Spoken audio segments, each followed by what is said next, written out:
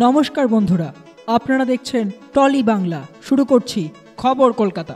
2019 সালে বাংলায় বাম কংগ্রেস জোট নাকি একলা চলো। 2019 সালের লোকসভা নির্বাচনের ঢাক বেজে গেছে। গোটা দেশে জোট বেজোটের অঙ্ক শুরু হয়ে গেছে। কয়েকটি জোটের প্রকাশ্য ঘোষণাও হয়ে গেছে। ইউপিএ জোটে টিডিপি, এনসিপি, লালু যাদবরা সংঘবদ্ধ হয়েছে। উত্তরপ্রদেশের মায়াবতী, অখিলেশ ঐক্যবদ্ধ। বিহারেও বিজেপি বধের পরিকল্পনা সমাপ্ত প্রায়। বাংলায় বামেরা কি করবে এই নিয়ে চলছে তুমুল চর্চা। তারা কি কংগ্রেসের হাত ধরবে নাকি একা লড়াই করবে? সিপিএমের অন্দরে জোর বিতর্ক। এক গোষ্ঠী কংগ্রেসকে সঙ্গে চায়, অন্য অংশ একা লড়াই করতে চায়। বাম শরিকদের বড় অংশ একলা লড়তে চায়, কারণ কংগ্রেসকে তারা সিট দিতে চায় না। জোট হলে সিপিএম ও কংগ্রেস অধিকাংশ আসন ভাগ করে নেবে। বামফ্রন্টের অন্য দলগুলোর ভাগে 1-8টা সিটই জুটবে।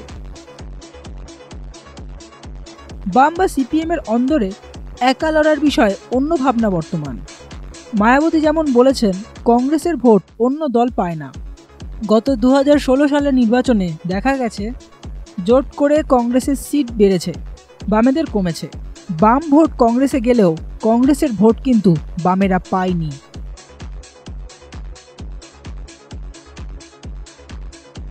মনে রাখতে হবে, বাংলায় তৃণমূল সবচেয়ে বেশি চাপে রয়েছে।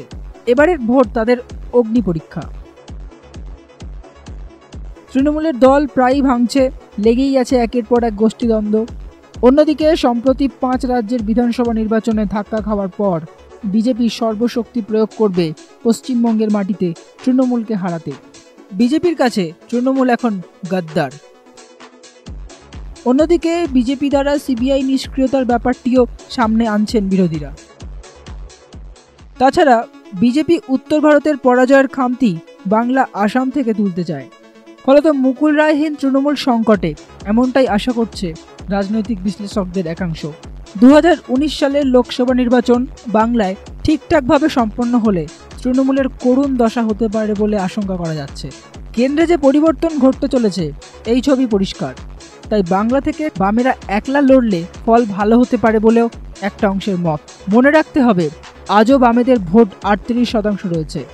ভোটের দিন বাম ভোটাররা ভোট দিতে পারলে ওটা 40% হতে পারে। রাজনীতির কারণে তৃণমূল এবার বাংলায় কংগ্রেসের বৃদ্ধি চাইছে না, যেমন চাইবে না বিজেপির বৃদ্ধি। গোটা বাংলা ঘুরে ভোটারদের মনোভাব বোঝাচ্ছে বাংলার বামেরা একলা চলতে চায়। নানা কারণে যারা বিজেপি ও তৃণমূলে চলে গিয়েছিল তাদের মধ্যে অনেকেই আবার ঘর ওয়াপসি করছে।